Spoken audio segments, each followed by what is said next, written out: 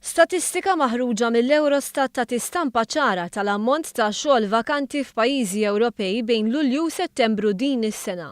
Jirriżulta li l-ogħla żieda fl-ammont ta' xogħol disponibbli għal min irid jaħdem kienet f'Malta. L-ammont ta' xogħol disponibbli żdied f'16 il-pajjiż Ewropew, baqa' stabbli f'6 pajjiżi u naqas f'5 pajjiżi oħra. L-istatistika dwar pajjiżna nħadmet f'postijiet ta' xogħol li jimpjegaw 10 persuni jew aktar. 2.5% mill-postijiet tax-xogħol eżistenti f'pajjiżna kienu vakanti bejn Lulju u Settembru. Fl-istess xhur tas-sena li għaddiet, 2% biss kienu vakanti. Jiġifieri kien hemm żieda ta' 0.5%. Dan meta fil-kumplament tal-pajjiżi Ewropej, iż-żieda fil-postijiet tax-xogħol disponibbli kienet inqas, jew inkella ma kienx hemm żieda, jew saħansitra naqas l-ammont ta' postijiet tax-xogħol vakanti.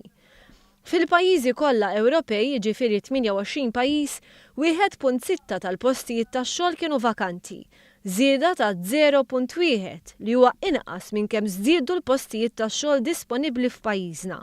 Wara Malta l-ogħla żiediet fil-postijiet tax-xogħol disponibbli kienu rreġistrati fir-Repubblika Ċeka, il-Ġermanja u r-Renju Unit.